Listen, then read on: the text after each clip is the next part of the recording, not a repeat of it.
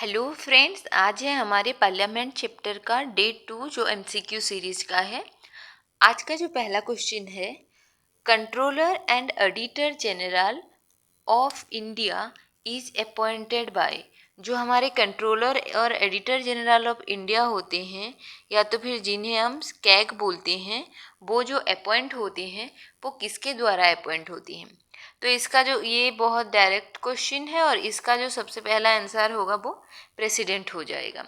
और हमने पहले भी पढ़ चुके थे, जो हमारा controller and auditor general of India होते हैं, ये इसके बारे में हमारे आर्टिकल 148 में दिया गया है।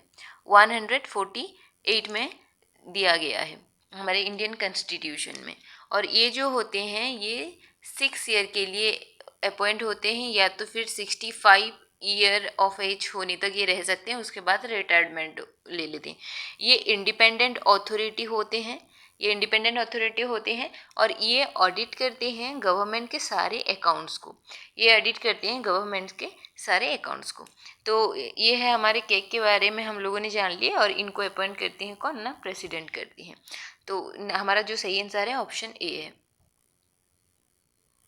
ये क्वेश्चन कह रहा है कि all the executive power in Indian constitution are vested with. तो जितना भी एग्जीक्यूटिव पावर है इंडियन कॉन्स्टिट्यूशन में वो किसके हाथ में होता है। ये होते हैं सीधे, इसका आंसर हो जाएगा प्रेसिडेंट के पास होता है। ये हम लोगों ने पहले भी पढ़ रखे हैं। लेकिन अगर यहाँ एग्जीक्यूटिव पावर किसके पास होता है तो वो प्रेसिडेंट हो गया। लेकिन जो रियल एग्जीक्यूटिव होते हैं वो अगर पूछा जाए तो वो हो जाएंगे हमारे प्राइम मिनिस्टर। वो कौन हो जाएंगे ना, वो हो जाएंगे हमारे प्राइम मिनिस्टर हो जाएंगे। क्योंकि वो जितने भी डिसीजन होते हैं वो लिए जाते हैं प्रेसिडेंट के नाम पे, लेकिन एग्जैक्टली एक्चुअल में वो डिसीजन कौन ले रहे होते हैं, रियल में वो डिसीजन कौन ले रहे होते हैं, वो लेते हैं प्राइम मिनिस्टर। इसीलिए हमारा रियल एग्जीक्यूटिव पूछे तो प्राइम मिनिस्टर। एग्जीक्यूटिव पावर जो होते हैं इंडियन कॉन्स्टिट्यूशन के वो किसके हाथ होते हैं, अगर वो पूछा जाए तो वो हो जाएगा हमारा प्रेसिडेंट। क्वेश्चन है, the impeachment process of president of India is adopted form. जो इम्पीचमेंट प्रोसेस है प्रेसिडेंट का, जो प्रेसिडेंट को हटाए जाने का जो प्रोसेस है, इसके बारे में थोड़ा सा और एक क्वेश्चन हम लोगों ने कर लिया है, और उसमें ऑलरेडी आप लोगों को आइडिया हो गया है कि इम्पीचमेंट प्रोसेस कौन से आर्टिकल में है, कैसे होता है क्या। तो ये जो इम्पीचमेंट प्रोसेस है वो कहाँ से एडॉप्ट किया गया है। तो इसका जो आंसर सबसे पहले मैं बताना चाहूँगी, ये लिया गया है यूएसए से। ये जो इम्पीचमेंट प्रोसेस है हम लोगों ने वहाँ भी पढ़ा थे, आर्टिकल 61 में, इंडियन कॉन्स्टिट्यूशन के आर्टिकल 61 में ये दिया गया है। ये शुरू हो सकता है लोकसभा से, या तो फिर ये राज्यसभा से भी शुरू हो सकता है। और ये जो है इसको शुरू होने के लिए 1/4 जो मेंबर है वो रेडी होने चाहिए, तब जाके ये शुरू होगा। और ये फाइनली इम्पीच होने के लिए, अगर ये टोटली इम्पीच होने के लिए 2/3 मेंबर्स का ईच हाउस से, राज्य लोकसभा से भी 2/3 मेंबर, और जो जिसको कि स्पेशल मेजोरिटी बोला जाता है, और राज्यसभा से भी 2/3 मेंबर होना चाहिए, तब जाके इनको इम्पीच किया जा सकता है। और ये जो आर्टिकल 61 में इनका इम्पीचमेंट के बारे में दिया गया है, इसका रीजन कब ये कर सकते हैं ना, जब वायलेशन ऑफ कॉन्स्टिट्यूशन, जब कॉन्स्टिट्यूशन को वायलेट करेंगे तब जाके आर्टिकल 61 के तहत लोकसभा या तो राज्यसभा कहीं से भी वो बिल स्टार्ट होगा। और स्टार्ट कब होगा, जब 1/4 जो मेंबर्स हैं उसको जो पास करेंगे ईच हाउस, एक भी किसी भी हाउस से, तो ये पास होगा। और इम्पीचमेंट कब हो पाएगा ना, 2/3 मेंबर जो स्पेशल मेजोरिटी है वो लोकसभा से भी 2/3 मेंबर और राज्यसभा से भी 2/3 मेंबर जब पास कर लेंगे तब जाके ये इम्पीच किया जा सकता है प्रेसिडेंट को। और ये जो होल प्रोसेस है या फिर ये जो इम्पीचमेंट प्रोसेस है ये कहाँ से लिया गया है ना, इम्पीचमेंट जो प्रोसेस है ये यूएसए से लिया गया है। इसके अलावा जो यूएसए से लिया गया है वो लिया गया है जुडिशियल रिव्यू लिया गया है। ये जो ऑलरेडी जान चुके हैं ये इम्पीचमेंट प्रोसेस लिया गया है। इंडिपेंडेंट जुडिशियरी भी लिया गया है। और रिटन कॉन्स्टिट्यूशन जो होता है हमारा कॉन्स्टिट्यूशन रिटन कॉन्स्टिट्यूशन है, ये तो आप सबको पता होगा, ये भी जो है वो यूएसए से लिया गया है। और प्रियम्बल का जो आइडिया है वो भी यूएसए से लिया गया है। यूके और जो और भी कुछ ऑप्शंस है ये दूसरे एग्जाम में कभी कभार पूछ सकती हैं, तो इसीलिए हम लोग जान लेते हैं कि यूके से क्या लिया गया। यूके से रूल ऑफ लॉ भी लिया गया है, सिंगल सिटीजनशिप लिया गया है यूके से, और बाइकैमरल लेजिस्लेचर के बारे में जो है वो यूके से लिया गया है। यूएसएसआर से लिया गया है। हमारा जो 5 ईयर प्लान था वो फिलहाल तो अभी नहीं है, लेकिन 5 ईयर प्लान जो था वो लिया गया है। फंडामेंटल ड्यूटीज़ जो था है वो लिया गया है यूएसएसआर से। और फ्रांस से लिया गया है प्रियम्बल का जो 3 इम्पोर्टेंट वर्ड, एक है लिबर्टी, इक्वलिटी दूसरा, और एक है जो हमारा फेटर्निटी। ये तीनों वर्ड जो है ये फ्रांस से लिया गया है। तो हमारा जो इम्पेचमेंट प्रोसेस है वो लिया गया है यूएसए से, इसीलिए हमारा सही आंसर हो जाता है ऑप्शन ए। ये क्वेश्चन है, in the pocket veto the president of India can keep a bill for how much duration. ये क्वेश्चन कह रहा है कि जो प्रेसिडेंट रखते हैं ये पॉकेट वेटो, ये कितना, हाउ मच ड्यूरेशन, कितना टाइम के लिए होता है। तो सबसे पहले जानते हैं कि ये पॉकेट वेटो क्या होता है। क्या होता है ना, जब राज्यसभा या लोकसभा कहीं से भी एक बिल को इनिशिएट किया जा सकता है और बिल को इनिशिएट किया जाता है, फिर वो बिल क्या होता है ना, डिस्कशन होता है और वो लोकसभा और राज्यसभा से वो बिल पास होता है। और लोकसभा और राज्यसभा से जब बिल पास हो गया तो पास होने के बाद वो क्या होता है ना, प्रेसिडेंट के पास जाता है। प्रेसिडेंट के पास जब जाता है, प्रेसिडेंट उसमें ना साइन करते हैं, इट मीन्स ना उसको येस बोलते हैं और ना ही उसको नो बोलते हैं। वो उसमें कोई रेस्पॉन्स देते ही नहीं है, शांत रह जाती हैं। इट मीन्स काइंड ऑफ कि अपना पॉकेट में वो बिल को रख लेती हैं और चुपचाप रह जाती हैं। तो ऐसी सिचुएशन जब आता है तो उसको पॉकेट वेटो बोलती हैं। और ये पॉकेट वेटो का जो ड्यूरेशन कुछ भी नहीं होता है, इसका कोई भी ड्यूरेशन नहीं होता है, ये कभी भी कितना भी टाइम तक ये रख सकती है। ओके, तो इसका कोई ड्यूरेशन नहीं होता है। इसीलिए यहाँ और एक ऑप्शन शायद मैं भूल गई हूँ देना, यहाँ होगा इनडेफिनेट पीरियड, या फिर इसमें से कोई सा नॉन ऑफ द एबव हो सकता है।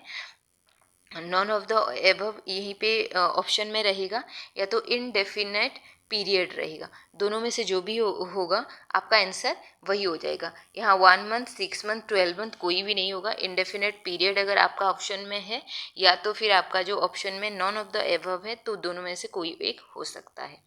चलिए देखते हैं नेक्स्ट क्वेश्चन। ये क्वेश्चन कहता है, consider the following statement regarding the vice president of India.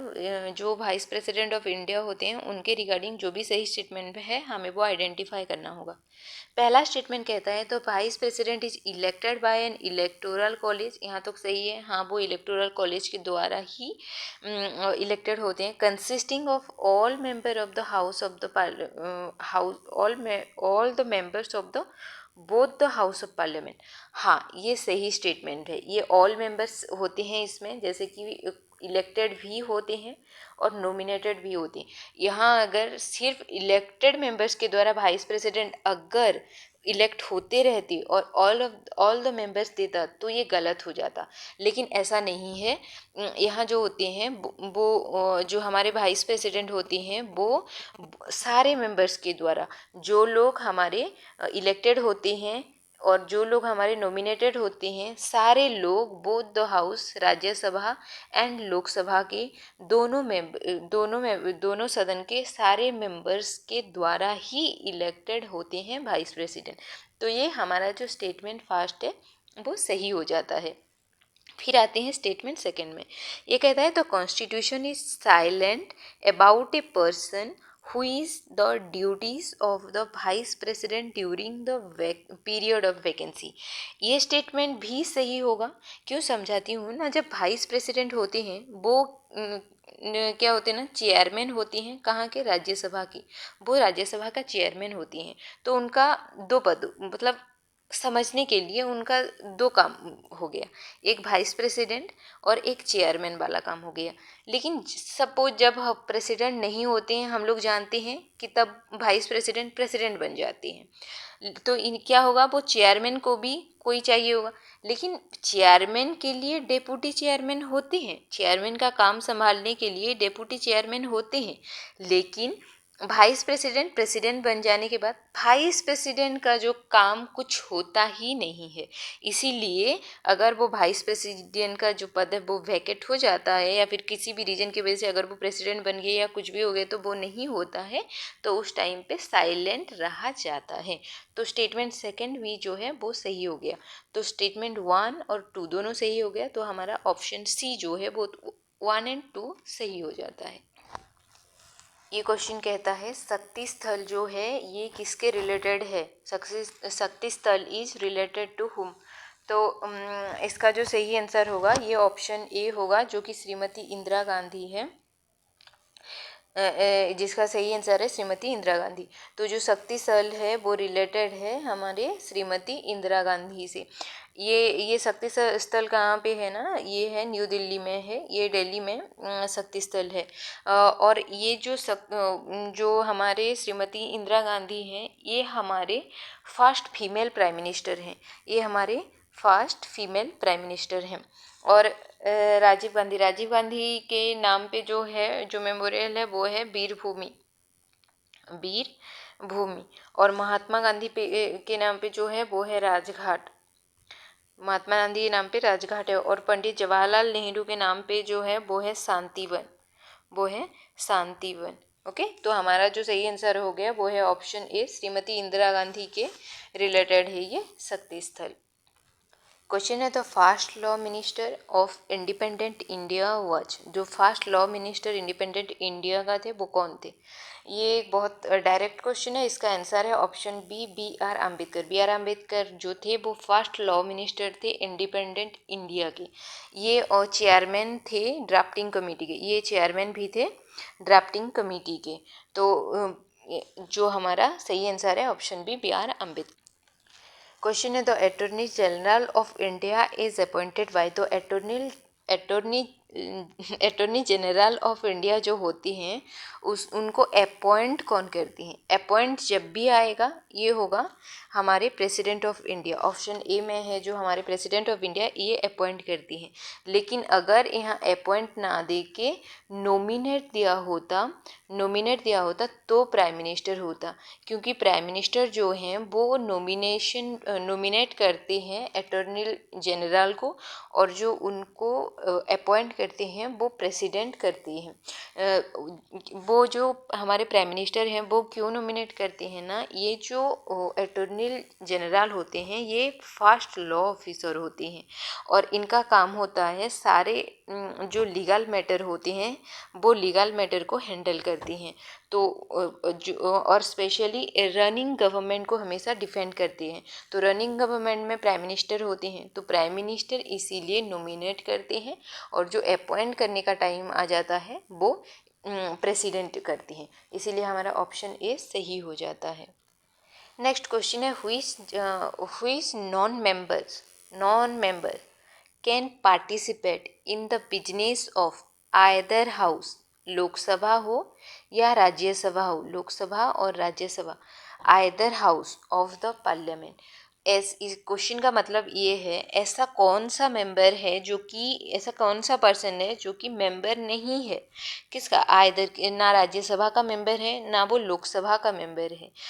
Parliament में 2 ही हाउस होते हैं, एक राज्यसभा और एक लोकसभा। दोनों हाउस में से किसी का भी वो मेंबर नहीं है, लेकिन वो पार्टिसिपेट करता है, तो पार्टिसिपेट कर सकता है। कैन पार्टिसिपेट बोल रहा है, तो इसमें से हमें वो आइडेंटिफाई करना है वो कौन है। तो वाइस प्रेसिडेंट तो होते हैं, वो तो चेयरमैन होते हैं जो हमारे राज्यसभा के, तो ऑप्शन ए तो हो ही नहीं सकता।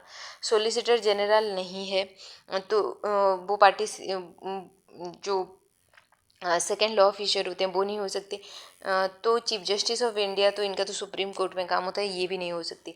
जो हमारा सही ऑप्शन होता है वो होती हैं the attorney general of India. जो अटॉर्नी जनरल ऑफ इंडिया जो होती हैं वो हमारे फर्स्ट लॉ ऑफिसर होते हैं, और यही ही जो राज्यसभा का भी मेंबर नहीं होते, लोकसभा का भी मेंबर नहीं होती, लेकिन जाते हैं जो हाउस ऑफ पार्लियामेंट में जाते हैं और ये पार्टिसिपेट भी करती हैं, क्योंकि इनका जो काम होता है वो लीगल मैटर को हैंडल करना, लीगल मैटर को गवर्नमेंट का हैंडल करना, या फिर जो रनिंग गवर्नमेंट है उसको डिफेंड करना।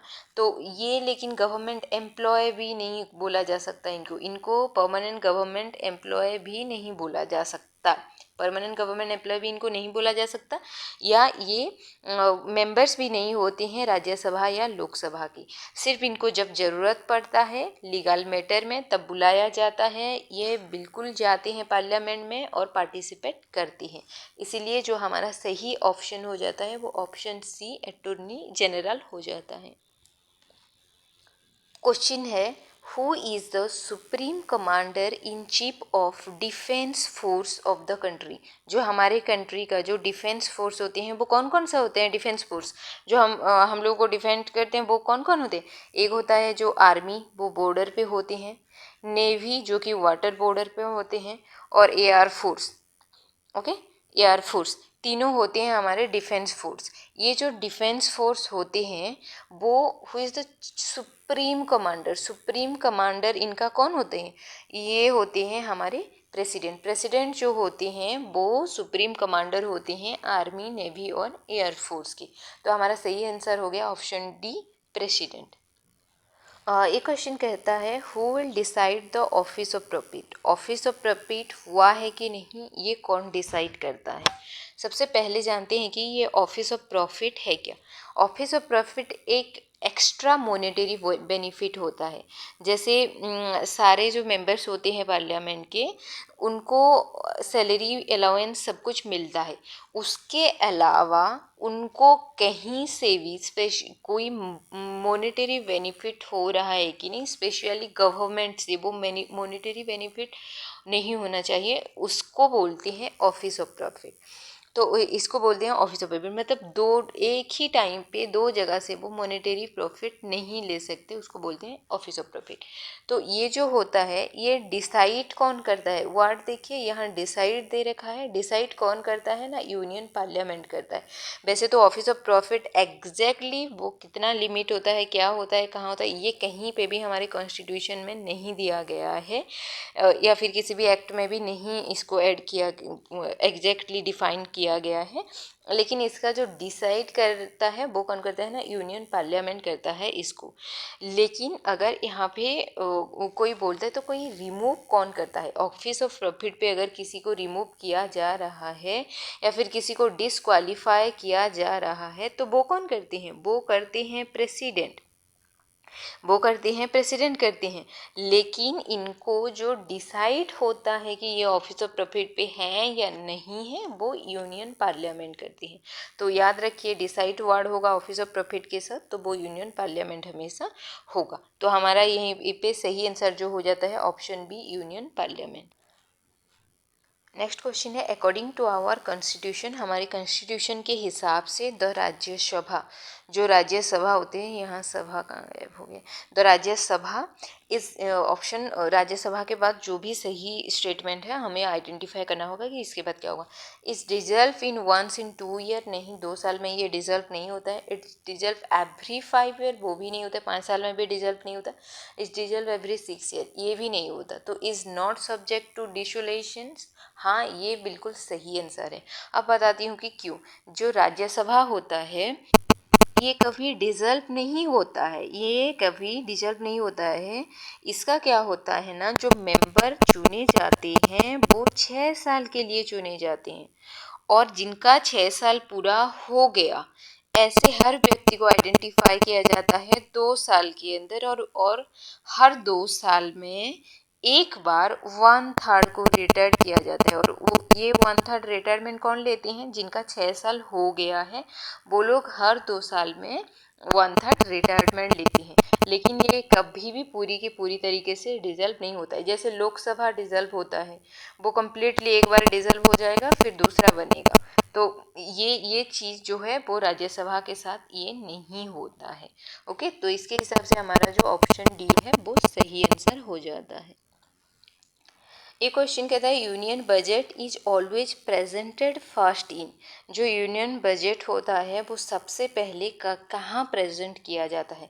लोकसभा में, राज्यसभा में, joint session of the parliament में किया जाता है या मीटिंग ऑफ यूनियन कैबिनेट में किया जाता है? तो मैं यहाँ सबसे पहले आपको बताना चाहूँगी कि ये यूनियन बजट है क्या। ये जो यूनियन बजट को एनुअल फाइनेंशियल स्टेटमेंट भी बोला जाता है, एनुअल फाइनेंशियल स्टेटमेंट भी बोला जाता है, और ये आर्टिकल 112 में इसको एक्सप्लेन किया गया है, इसके बारे में दिया गया है। ये जो प्रिपेयर करती हैं वो डिपार्टमेंट ऑफ इकोनॉमिक अफेयर इसको प्रिपेयर करती हैं, और ये जो प्रेजेंट करती हैं वो करते हैं कौन ना, फाइनेंस मिनिस्टर जो हमारे होती हैं वो प्रेजेंट करती हैं। देखिए इसका जो प्रिपरेशन होता है वो डिपार्टमेंट ऑफ इकोनॉमिक अफेयर करती हैं, इसको जो प्रेजेंट करते हैं वो फाइनेंस मिनिस्टर करते हैं, और इसको जो अप्रूव करते हैं वो करते हैं हमारे प्रेसिडेंट करते हैं, इसको अप्रूव करते हैं हमारे प्रेसिडेंट करते हैं। जो फाइनेंस मिनिस्टर इसको प्रेजेंट करते हैं वो करते हैं हमारे लोकसभा में इसको प्रेजेंट करती हैं। तो हमारा जो सही स्टेटमेंट, सही आंसर हमको मिल गया वो ऑप्शन ए में है, वो Lok Sabha. The union budget is always present first in the Lok Sabha. किसके द्वारा किया जाता है ना, फाइनेंस मिनिस्टर के द्वारा किया जाता है, और ये आर्टिकल 112 में दिया गया है। इसको एनुअल फाइनेंशियल स्टेटमेंट भी बोला जाता है, लेकिन इसको अप्रूव करते हैं जो कौन है ना, वो प्रेसिडेंट अप्रूव करती हैं, और इसको प्रिपेयर करती हैं डिपार्टमेंट ऑफ इकोनॉमिक अफेयर्स, इसको प्रिपेयर करती हैं।